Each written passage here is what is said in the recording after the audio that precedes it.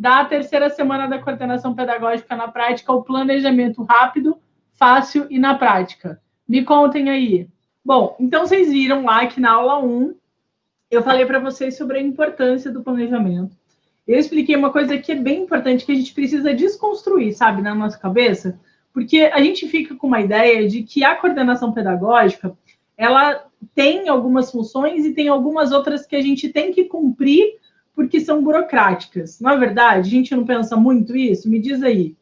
A gente fica, mas isso é muito chato, mas eu tenho que fazer documento e tal. Só que eu mostrei para vocês que o planejamento, ele, na verdade, ajuda a coordenação. Não é uma coisa que a coordenação tem que entregar porque precisa entregar. A gente tem que entregar o planejamento e mais até do que para os outros é entregar para a gente mesmo, sabe aquilo? Mais do que para cumprir, né, um formulário, para cumprir as nossas obrigações, porque a gente tem obrigação legal em relação a isso, eu expliquei para vocês, né, nas leis, diretrizes e bases da educação, enfim, a gente tem lá como uma das funções da coordenação pedagógica, aliás, não tem especificamente, né, mas conduzindo o processo educativo é, sim, obrigação que a gente produza esses documentos pedagógicos, né? Então, veja só, é super importante, só que para a gente é muito mais. E sabe por quê? É o planejamento que consegue trazer a equipe para perto da gente. Vocês sabem que eu sempre recebi muitas mensagens de vocês, que é algo que me alegra muito, né? Vocês já sabem disso, eu fico muito feliz quando vocês me perguntam, quando vocês respondem as caixinhas de pergunta, eu fico mega feliz, de verdade. E eu tenho recebido muita coisa de gente falando assim, puxa, fiquei triste porque o professor me desrespeitou. Puxa, os professores não querem cumprir o prazo, enfim. E eu tenho percebido, né, um grande incômodo em relação a essa questão do respeito, né? São muitos coordenadores que são desrespeitados, direta ou indiretamente, na verdade.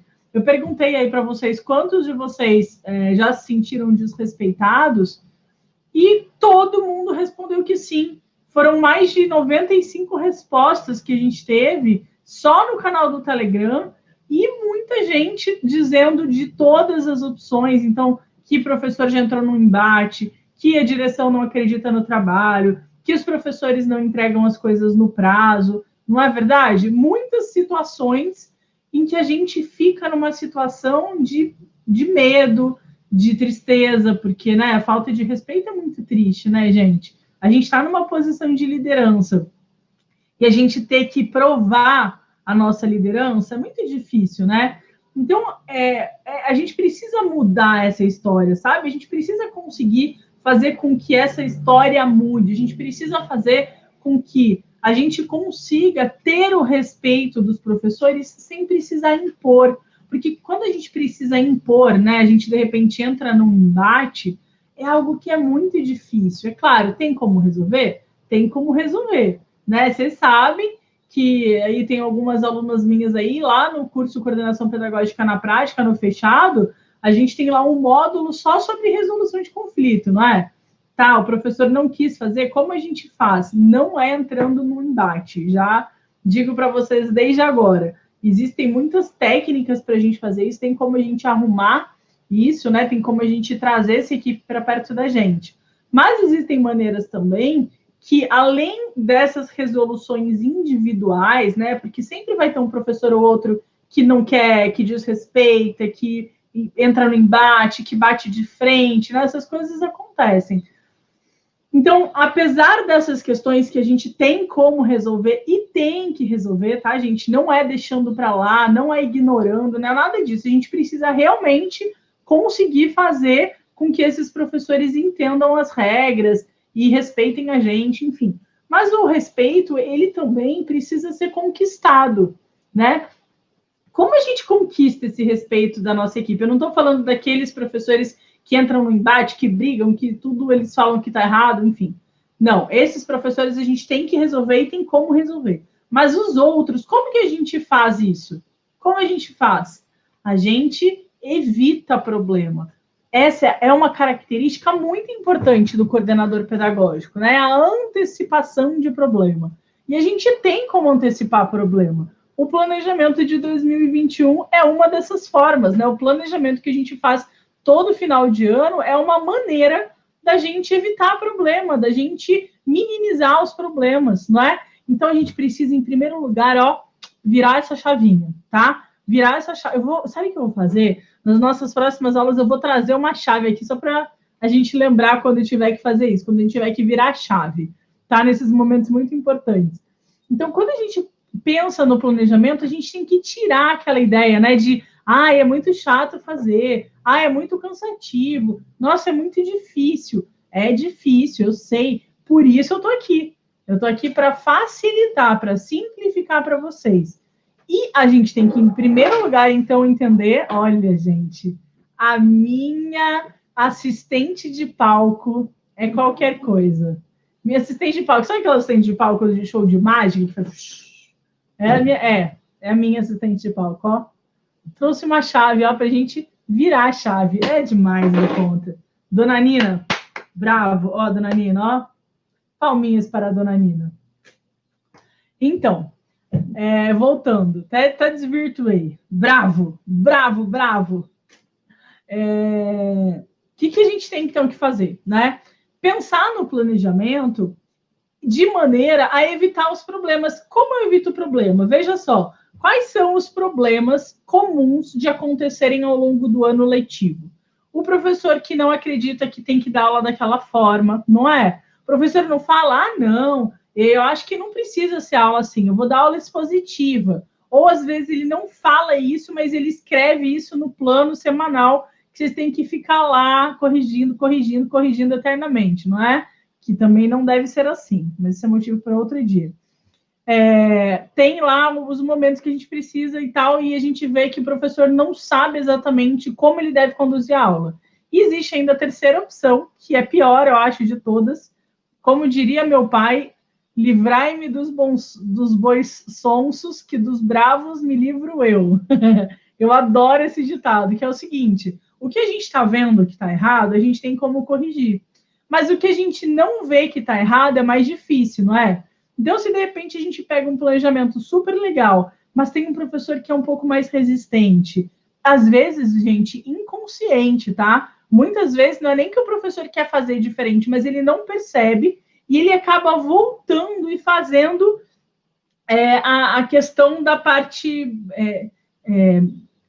que ele está acostumado, sabe? O que eu sempre falo aqui para vocês de status quo, não é? A gente mantém o status quo, a gente tenta manter aquilo que a gente já fazia. Às vezes consciente, às vezes inconscientemente. Então, às vezes, o professor até faz um planejamento legal, mas quando a gente vê a aula, tá lá o professor falando e a criança escutando, e a gente sabe, pelas metodologias ativas, que elas não estão aprendendo, ou estão aprendendo pouquinho, muito menos do que deveria ser.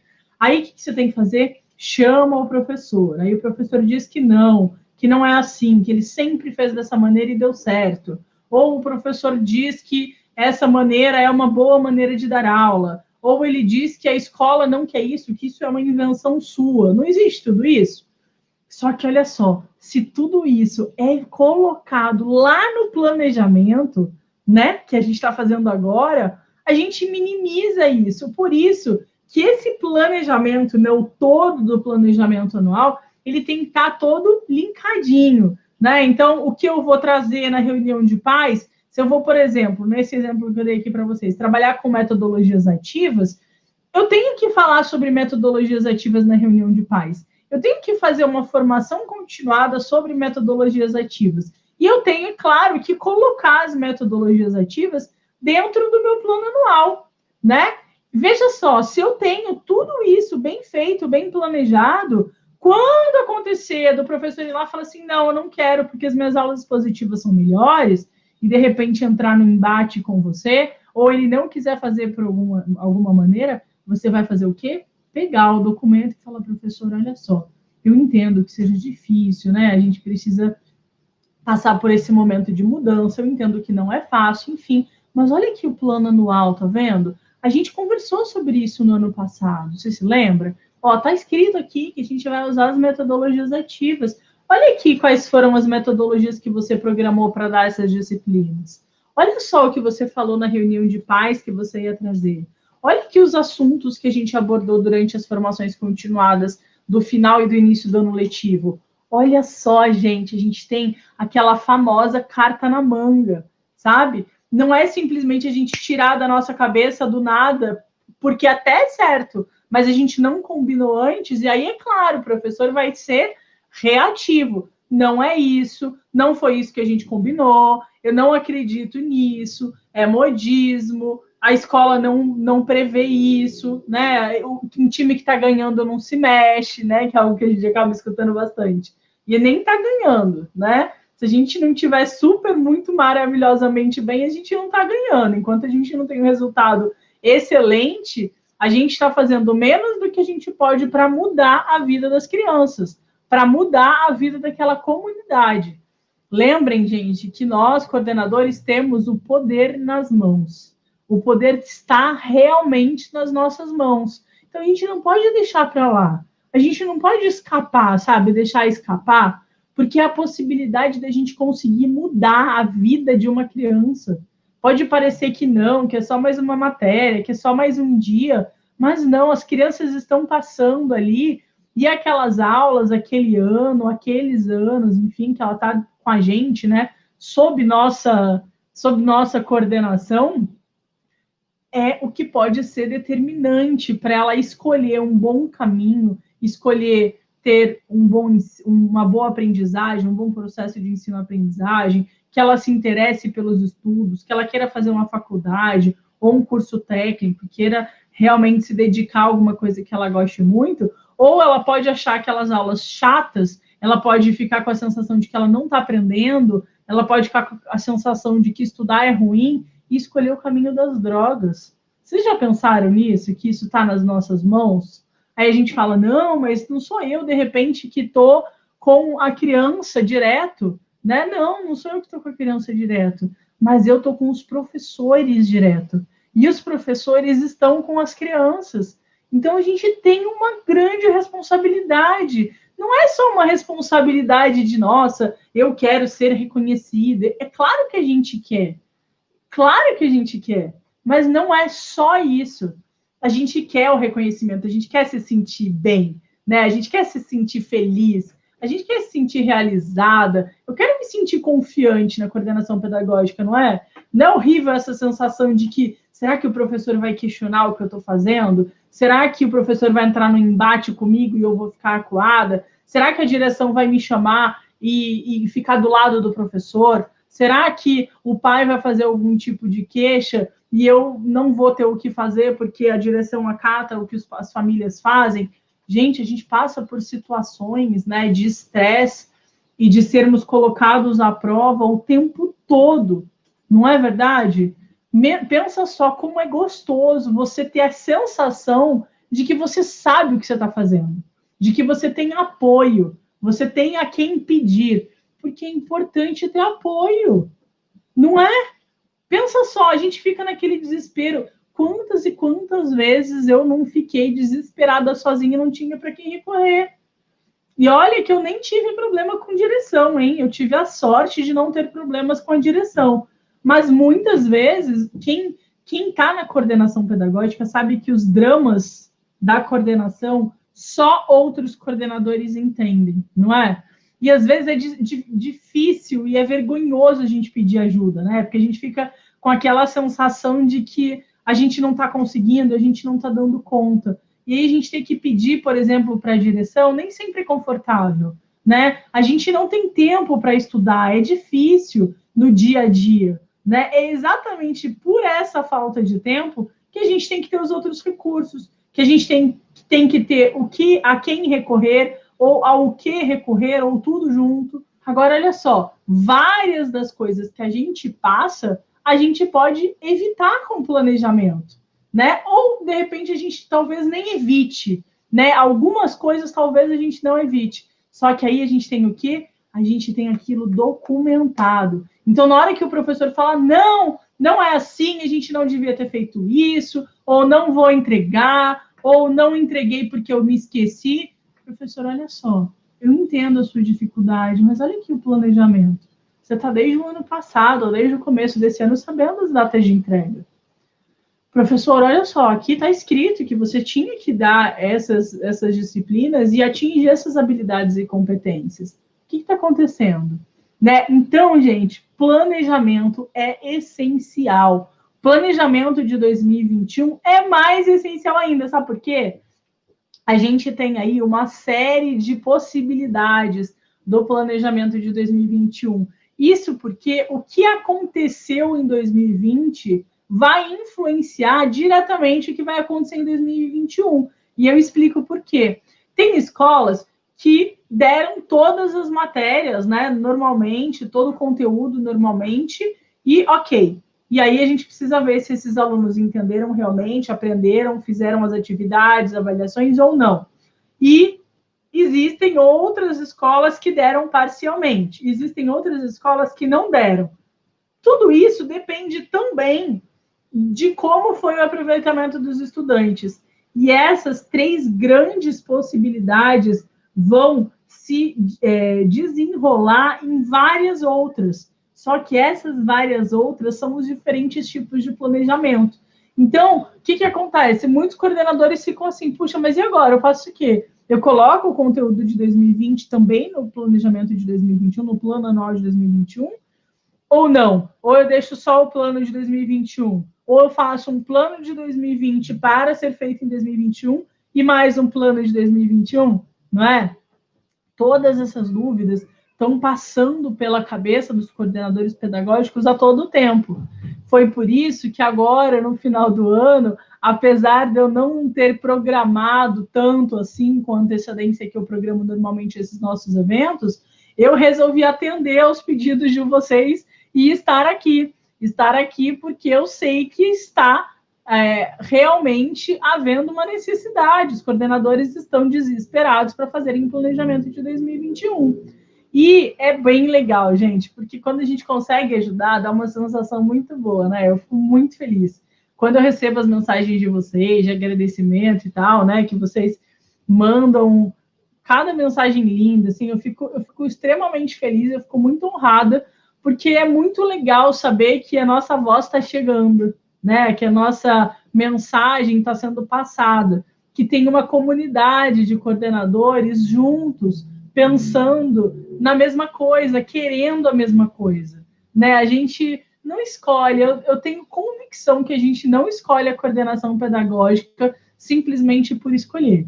Eu acho que quando a gente escolhe a coordenação pedagógica, a gente escolhe porque a gente acredita de verdade que a gente pode fazer diferente e que a gente pode ser a diferença. Né? Mais até do que fazer a diferença, é ser a diferença. Eu acredito muito nisso. E muita gente que já assistiu a aula da manhã, ó, tem muita gente falando, amei essa aula da manhã, você é show. Estou encantada com as suas explanações. Muito obrigada. Eu fico muito feliz, realmente, tá? E aí, gente, é por isso que eu tô aqui, né? Foi por isso que eu escolhi fazer a terceira semana do CPNP, porque eu nem imaginava ainda, com a antecedência que, em geral, eu programo, e eu resolvi atender os pedidos de vocês, porque eu tô aqui para isso, eu tô aqui para ajudar vocês no que vocês puderem. Gente, alguma dúvida? Ivy, poderia falar um pouco sobre organização da carga horária?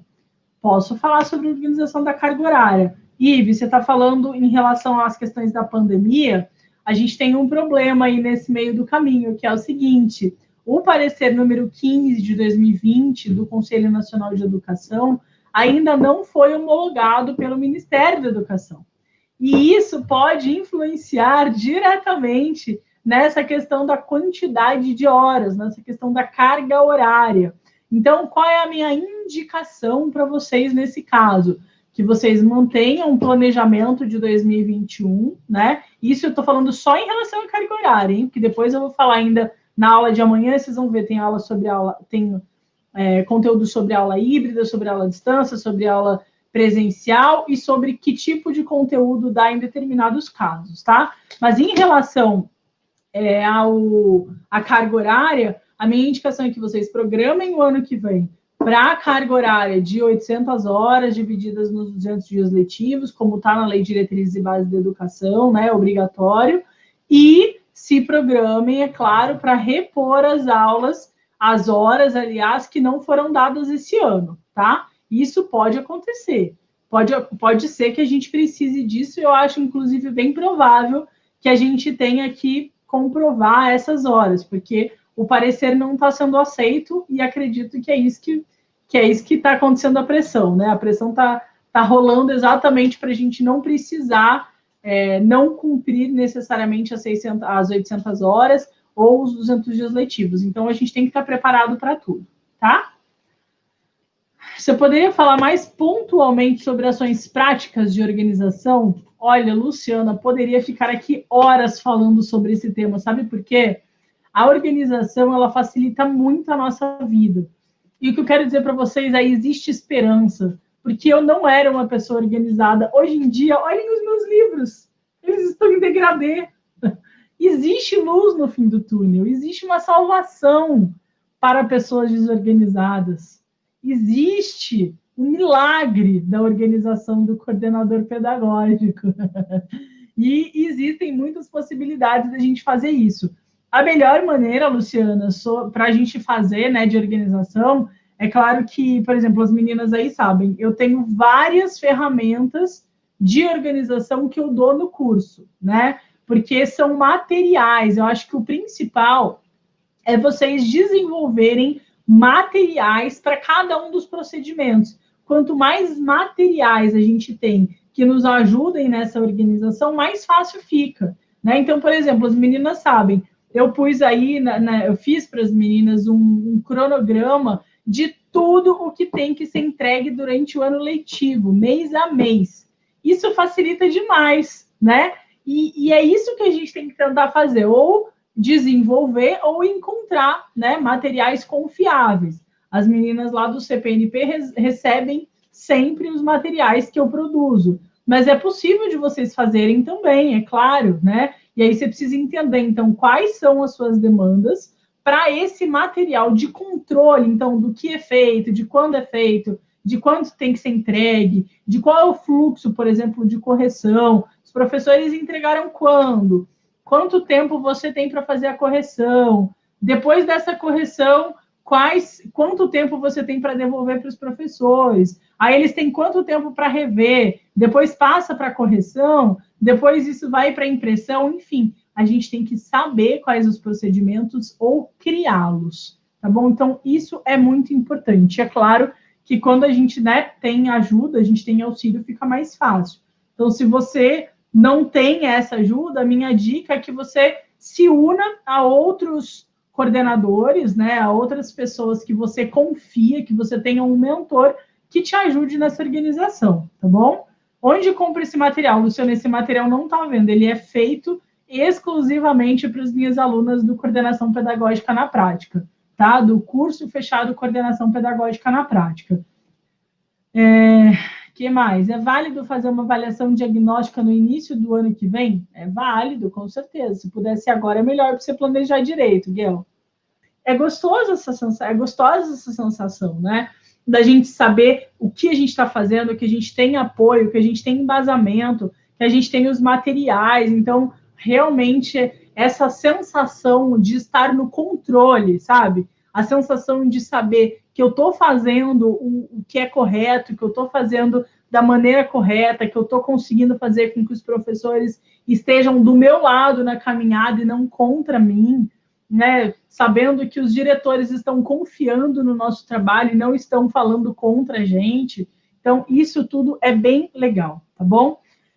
Realmente, eu nunca me senti tão bem acompanhada em um curso. A Paula é espetacular. Que bom, Denise! Muito obrigada. Minha aluna também. Gente, não são fofas as minhas alunas participando dessa aula aqui? Eu fico tão feliz, sabia? Fico feliz que vocês não enjoam de mim. A Irene é minha outra aluna e ótimo curso. Que bom, Irene. Muito obrigada. Obrigada, gente. É um curso maravilhoso. Oi, Kelly. Que bom que você está aqui também.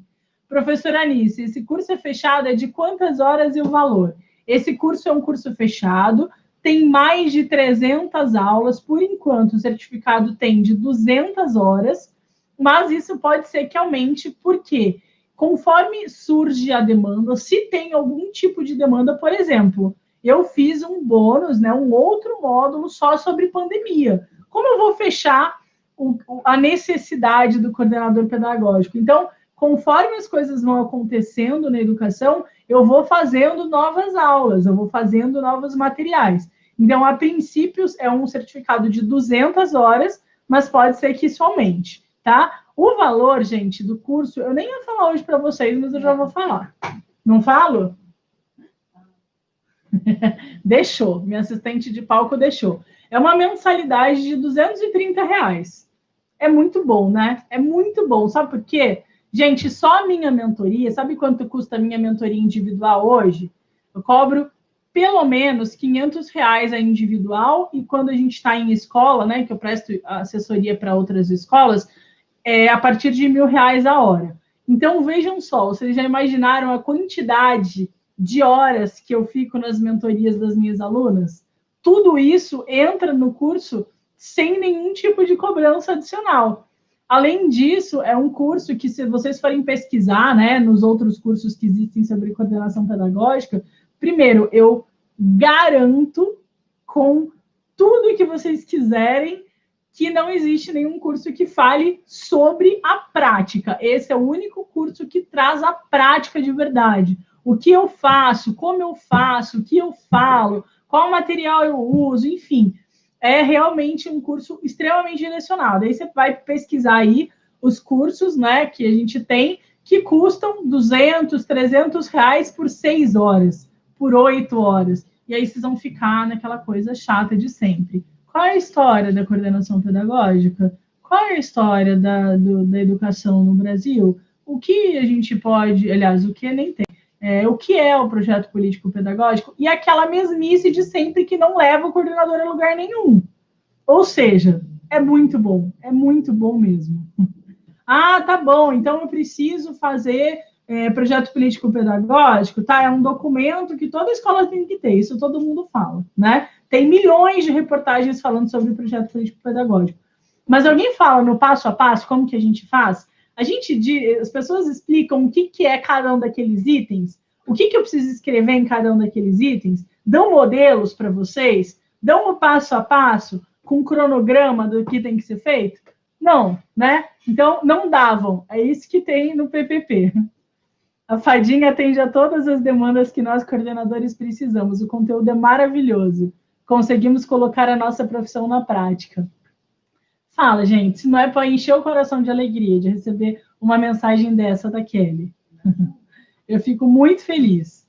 Essa coordenação pedagógica atinge a educação infantil e anos iniciais? Sim, Ludovina. Na verdade, esse curso é para a educação infantil até o ensino médio.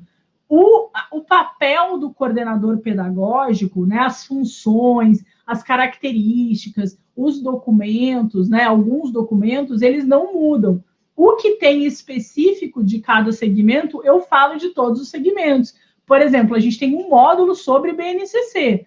Beleza, BNCC é a mesma BNCC para todo mundo? Não. Então, tem uma aula falando de educação infantil, tem uma falando dos anos iniciais, tem outra falando do Fundamental 2, tem outra falando do ensino médio, tem os materiais para cada um dos segmentos, tá? Então, isso muda realmente, né? O que muda realmente, eu contemplo todos os segmentos. O que não muda é o mesmo para todo mundo. Tem muita coisa da coordenação que é a mesma para todo mundo, né? Que a gente usa o mesmo procedimento.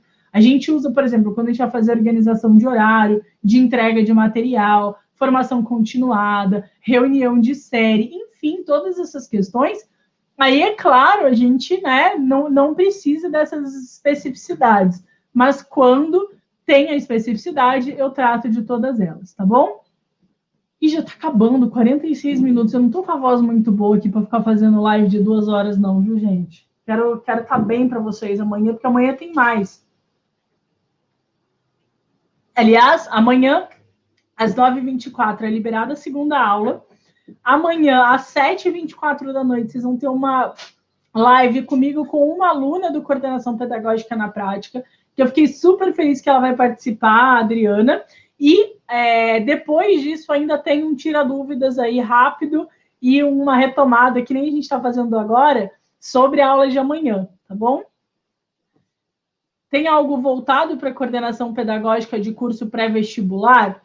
Psicóloga Valdice Fulber. Não tem especificamente sobre isso, mas como eu disse, as funções dos coordenadores pedagógicos, elas são parecidas para todos os segmentos. Se tiver algo mais específico, aí a gente pode ver, mas quando a gente pensa em curso pré-vestibular, a gente pensa nas mesmas disciplinas de ensino médio, né? Então, a gente tem aí o mesmo direcionamento, são vários professores, enfim, é isso que a gente faz, tá bom?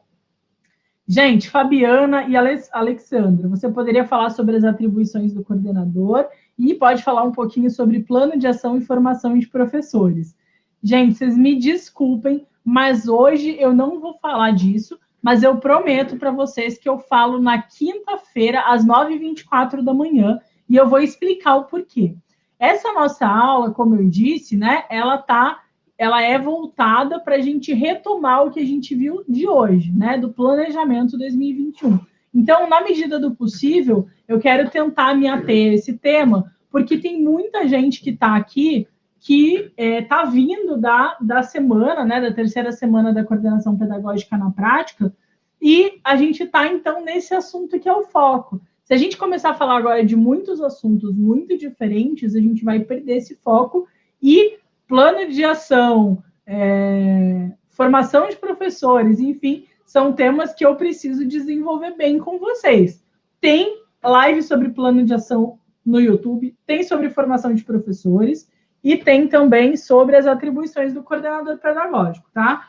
Existem essas lives, mas enfim, quinta-feira, às 9h24, é só vocês estarem presentes aí no nosso intervalo pedagógico que eu falo sobre isso com vocês, tá bom? Participem, vale muito a pena. A Paula me ajudou muito particularmente. Hoje eu sou outra profissional. Que legal, Priscila. Fico muito feliz mesmo. E sabe o que é mais legal, gente? A Priscila entrou na terceira turma, né, Priscila?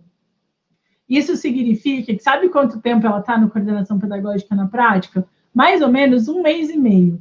E a gente vê as nossas alunas que são coordenadoras sentindo a diferença em 1 mês, é simplesmente incrível e, assim, conforta o nosso coração, sabe? Porque a gente poder fazer realmente, ajudar as pessoas, mudar a vida das pessoas e isso acontecer de uma forma rápida, ainda mais nessa época do ano que é tão urgente, né? A gente precisa das coisas funcionando bem.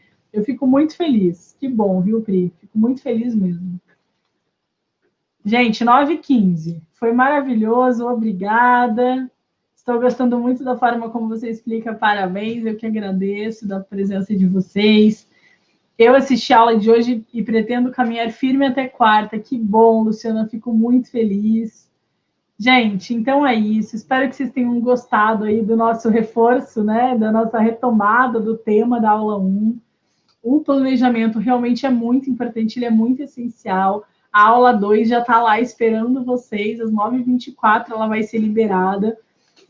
Fico muito feliz que vocês estejam aqui e que vocês aprendam mais sobre esse planejamento, né? Então, amanhã vocês vão ver que eu separei como vocês vão conduzir em relação aos conteúdos e em relação ao tipo de aula, tá? Espero que vocês gostem, foi preparado com muito carinho. Então, amanhã às 9h24 a gente se encontra na aula, né, que vai ser liberada. Amanhã às 19h24 a gente se encontra de novo aqui no YouTube e no Instagram.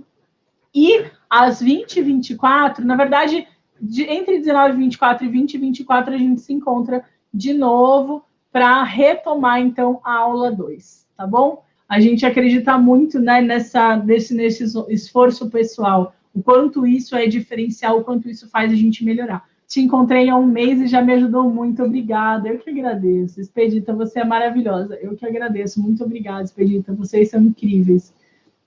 Só tenho a agradecer por tudo que aprendo com você, a Flávia, muito obrigada, Flávia. Patrícia, muito obrigada, eu que agradeço. Fabiana, também assisti, anotei várias dicas, grata, que bom, Fabiana, fico muito feliz. Gratidão, obrigada, parabéns, a forma de você explicar é muito proveitosa, Rosete, muito obrigada. A Sula, que legal, vou assistir o replay, pois pela manhã eu trabalho. Amanhã estarei em casa, é feriado. Que bom, que maravilha. Então tá bom, gente, muito obrigada pela presença de todos. Até amanhã. às 9h24, então, a próxima aula vai estar liberada, tá bom? E amanhã à noite, às 19h24, a gente se encontra aqui no YouTube de novo, tá bom? Um beijo para vocês, fiquem com Deus, bom descanso, força nesse final de ano. Vocês não estão mais sozinhas, a gente está junto nesse processo. Eu estou aqui segurando na mão de vocês, eu estou aqui para isso, para ajudar, para orientar, para a gente conseguir fazer a diferença junto, tá bom? Nós vamos mudar o mundo está nas nossas mãos, literalmente. Quando a gente muda a vida de uma criança, a gente muda o mundo inteirinho para ela. Quando a gente muda a vida de um adolescente que poderia ir para as drogas, que poderia sair da escola e parar de estudar, a gente está mudando o mundo inteiro desse adolescente. Então, é isso que a gente precisa ter e é isso que a gente vai conseguir, tá bom? Um beijo, fiquem com Deus, bom descanso, até amanhã.